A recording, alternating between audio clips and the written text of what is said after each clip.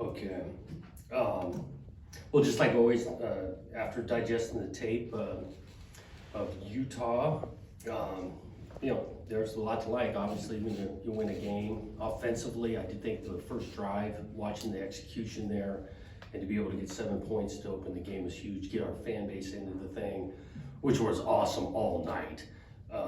Even then, the Silas Bolden, 3rd and 10, we throw it underneath the ball, he breaks a tackle to extend the drive, we go and finish the thing. Damian had a great run at the end of it. So to start the game offensively, I thought was huge. Throughout the night, found ways to get explosive in the pass game. Again, Silas, but Josiah Irish making some plays, DJ making some good throws. I thought that was important in the game. I mean, Silas obviously, the 4th and 1 play goes to the house. He had others that were backed up. We throw the deep ball to him. He makes this fantastic catch, and that's a good defense. And it's not just the players. They got good players in a scheme that is tough to recognize and attack. I do think on the offensive end, we wanted to be able to finish better in the 4th quarter. We got a good lead, and I think we actually had 1 first down and 4 drives in the 4th quarter. We want to improve on that. Talked about it as a team and coaches.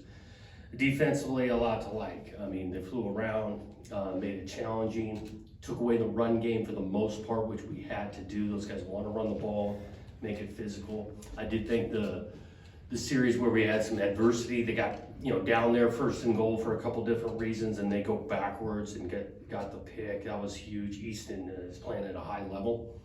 Talked about it, but that showed up a ton on tape. His production.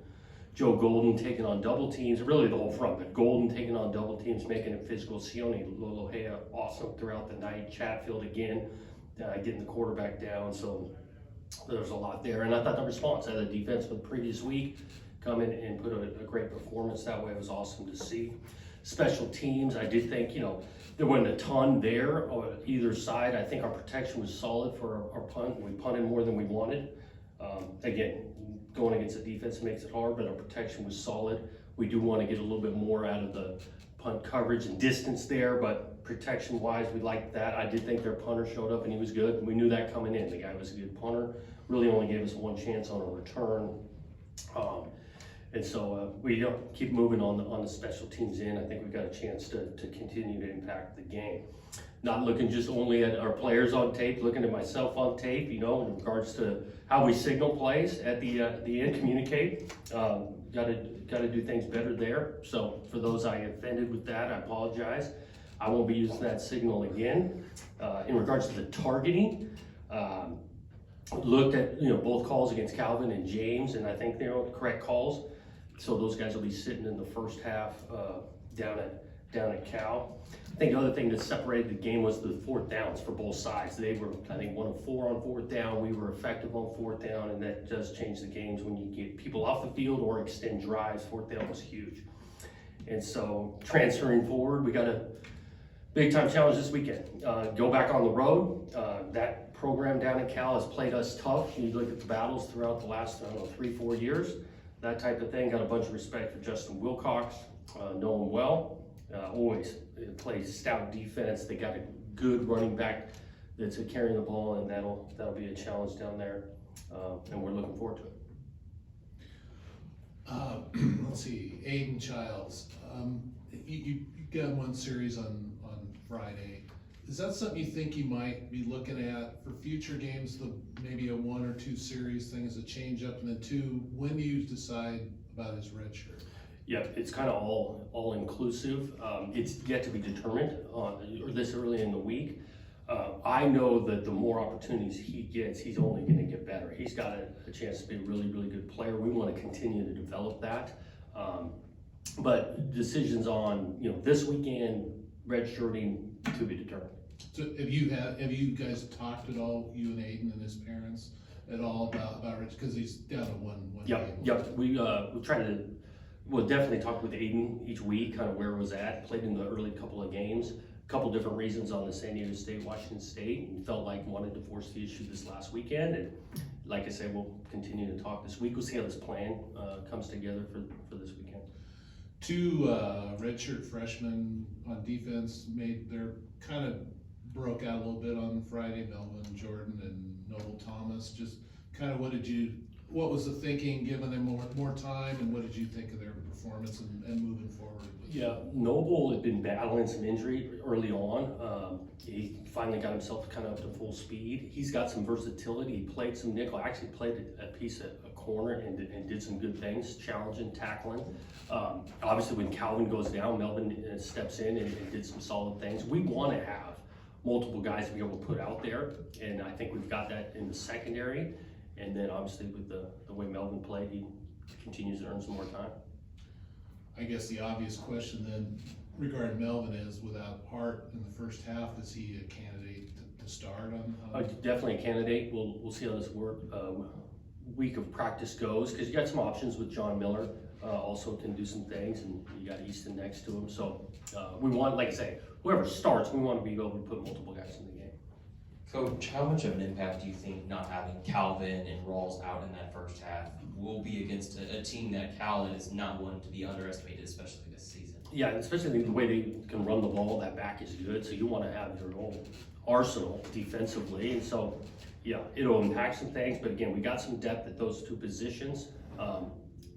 Just like this physical game, you got some guys that are banged up, you need the next guy up and ready to roll, and so we're gonna have to play it that way. Looking at the numbers and what Cal does, they seem very similar offensively to what you guys do offensively. A very strong run game with a very complementary passing game. Does it make it more challenging facing a team that's very similar to yourself, or does it make it easier because you kind of know what to look out for, especially on the defensive side? Yeah, I see it as a challenge with the balance that they create. Run game especially, it includes the quarterback, and that's always challenging. You got a big time receiver. I mean, Jeremiah Hunter's making a bunch of plays for him, and so you gotta know where he's at all times. I see it as a real challenge. One of the things that I noticed from this past weekend's game was the penalties. I think it was 11 penalties for 100 yards, a lot of mistakes. You guys were able to overcome that. Is that something you talked with your team either today and just kind of touched on, making sure you guys clean that up, especially as you move forward in Pac-12 play? We touched on it a while ago, because I think it was the opener. We had a bunch of penalties. Again, we're not trying to just play the game penalty free. We want to be smart. We're always about the penalties that are pre-snap, and had a couple of those offensively. We did intentionally take a couple delay a game, so that got us in the double digits. So we're aware of it. We want to play clean football, especially before the snap or after it. What's DJ's confidence been this early on? I know obviously he had a couple weeks struggling. Last Friday was probably his best game in a couple weeks. What's he feeling like now, getting his first win in Pac-12 play and kind of moving on through this season? Yeah, I think he's playing with confidence. I think he's a veteran that is aware that this is not a game of perfect. I think it means a ton to his approach, even in the games, not getting too high, too low. And he did. He played really effective on Friday, and we're going to need it again this weekend. How does this defense compare to Justin's defenses in the past, and what are they doing well this year? Yeah, similar in regards to sound. They don't, beat themselves. They challenge you. Physical at the defensive line, the technique they use make it hard on the O-line to get a lot of movement going. Defend you on the back end with a mix of coverages that they know inside and out. And got some guys that, can take a ton of grass, corner, safety, track the ball, get to distances. So that's all similar, and they've been good at doing this scheme for a long time. And specifically, I know you've touched on Ott a couple of times. What do you guys think you need to do well to slow him down? Yeah, you can't just single tackles is gonna be tough. You need to get a bunch of guys to the ball. This guy is physical. He can make you miss. He can go to the house if he gets a crease.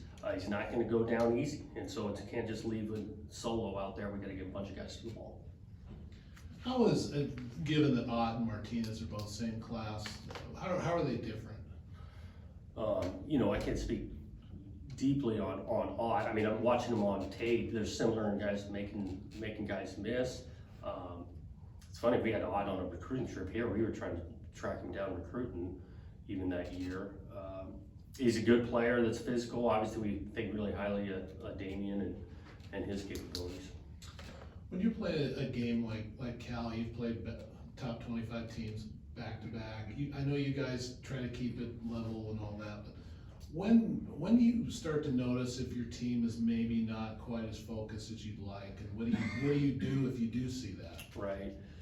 I think you can notice sometimes, maybe if we're in practice, the detail of, you know, like we're talking about the snap count, we're in the wrong formation, we're misfitting a run that we shouldn't, you know, a couple of those things could show up, and then you got your eyes on that kind of thing.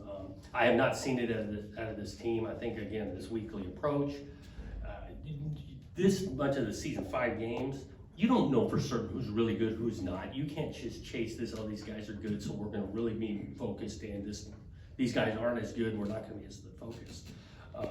Each week, especially on the road, they're gonna need our A game. Maybe this stat only interests me, but only Penn State has run more plays than Cal in FBS. Are they hyper? They can go fast. They must go fast, Yep. they run as many plays. They can go fast, they're running the ball, so, you know, positive yards, a lot of first downs, there's no question, and that's why they can be effective. Moving the ball, their yardage is what it is. I think if you look at them, they've got a couple of games where if they go a little bit better in the red zone, they're I don't know about undefeated, but they're sitting probably 4-1 like us.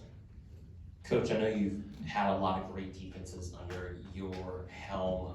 How would you describe this year's defense through 5 games, and where do you think they rank among some of the defenses that you've coached in the last couple of years with this Beaver organization?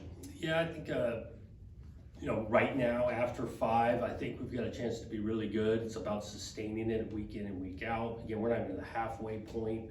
I do think at depth, the defensive line is as good as we've had the last couple of years with the effort they're playing with.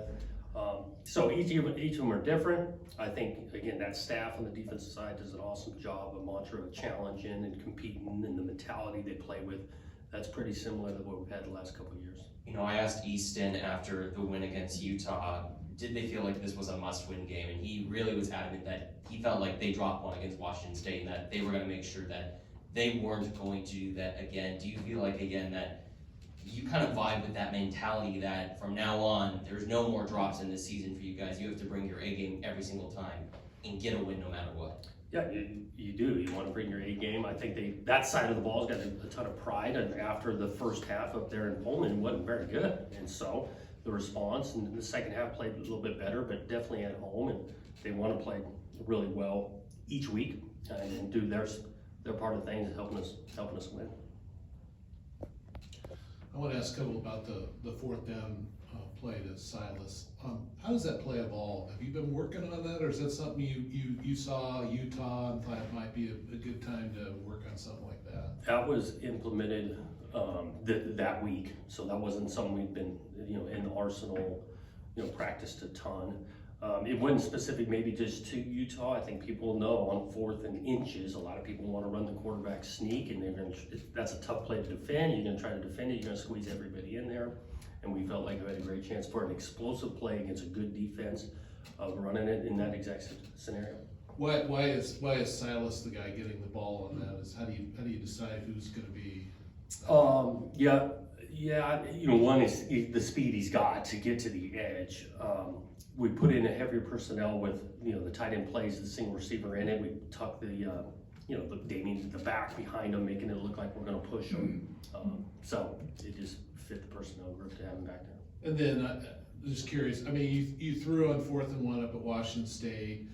I mean, this wasn't exactly, you know, a routine play that you ran here.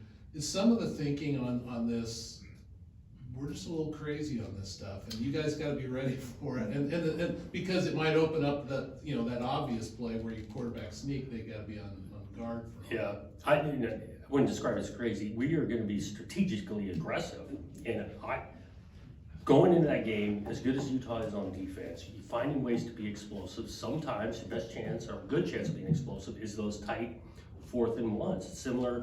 Similar to Poland, not to the extreme of, you know, 4th and an inch and we're pitching the ball backwards 7 yards, but willing to strategically be aggressive. We're going to be about that. The Reser Stadium and the crowd, there was a sequence in the first half, I believe, where they took a couple of false starts in a row deep in their own territory. Do you credit Reser Stadium and the environment for that? And how do you feel like this new stadium is playing in terms of the noise? Yeah, I do credit the fan base, Beaver Nation, for the noise, the havoc. Again, it's tough to go on the road in a place like that, communicate, and, you know, false starts are huge for, you know, pushing the offense backwards, so I give them 100% of that credit. I do think we got one of the best game day atmospheres going in the country. I mean, after experiencing that Friday night, students are back, and so yeah, we got a big game this weekend, and we anxious to get back to Reeser the following week. On the fourth down play, or any pseudo trick play, do you teach selling it? Do you tell the guys, to really act? Make them believe you're gonna do one thing before you do the other. Yeah, yes, that's part of it, and so even the setup and the splits of the O-line, we're just selling like we're running quarterback sneak, getting to the line of scrimmage, but not too quickly, because we want that defense to dig in. There's some detail to selling one thing for, the other to work. And despite the fact that Utah clearly was more of a run-oriented team, obviously, than Washington State, how did you feel about how your secondary kind of learned from or grew from any of the mistakes they may have made against Washington State? Yeah, you're hoping they're learning and growing each week, and I think they did. Sometimes it's not all just the schematics of learning, it's your response to, being able to play with some disappointment, right? We're not playing great Cougs and all of this, and be able to respond back, know that each week's new, and the new challenge is coming, and so I did feel like the response, not just the secondary, as the group, was good. Anything else? All right, thanks, Coach. Thanks, Coach.